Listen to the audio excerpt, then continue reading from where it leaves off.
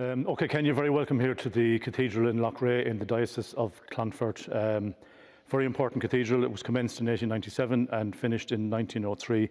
But what's important to remember is the link between this church and Dublin, because at the height of the arts and crafts movement, which was from the late 1900s into the early 18th or early 20th century, there was a Dublin-based essentially collection of artists called An Túir Glynne, and they specialised in creating some of the magnificent stained glass windows that we'll catch on our way out of the church after this brief talk.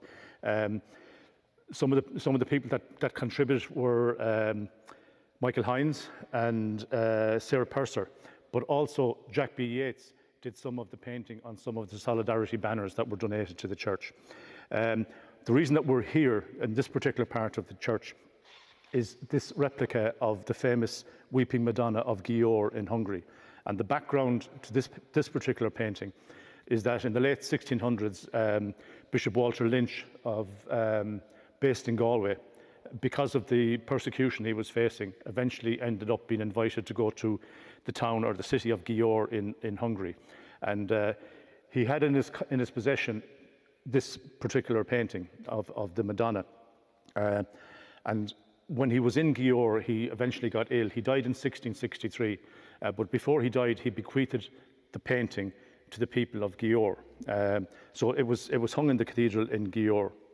And then sometime later, in around 1697, on St. Patrick's Day, when the Act of Repression was introduced in Ireland, which essentially banished all bishops and clergy under pain of death to leave the country, on that particular day in Győr, the painting allegedly wept blood from the Madonna's eyes, witnessed by hundreds of people.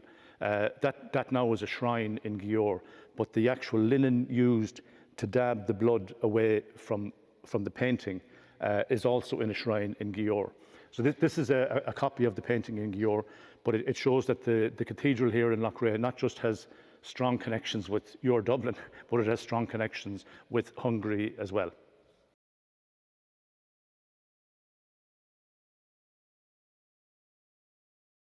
Yeah, you want to talk about that one again? Okay, so this is the Last Judgment by Michael Healy, and you can see he's got a very distinctive style of of artwork.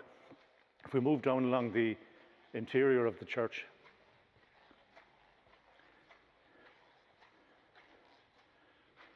we can see another Michael Healy one here, the Queen of Heaven. Beside it, you've got Christ the King.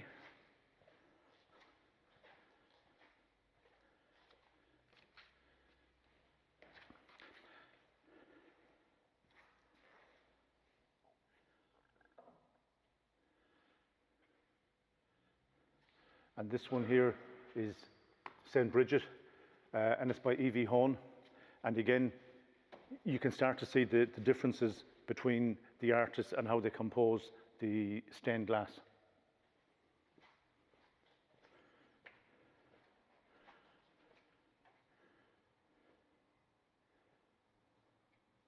We also have the Stations of the Cross, and this particular set was done by Ethel Hind.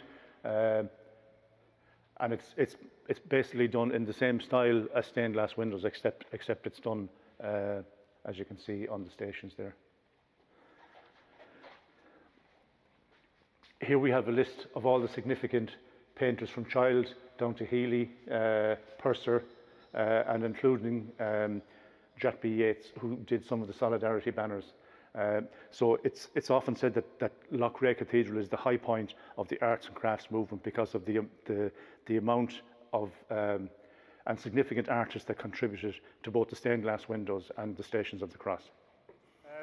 Okay, Ken, so now we're standing at one of the surviving town gates. This is the Eastern Gate, slightly remodeled. It probably dates to about the 15th century. But what's significant to understand is if you look here, you can see what is the width of the original town wall. So this is the footprint of the town wall, even though no structure, no part of the town wall is remaining.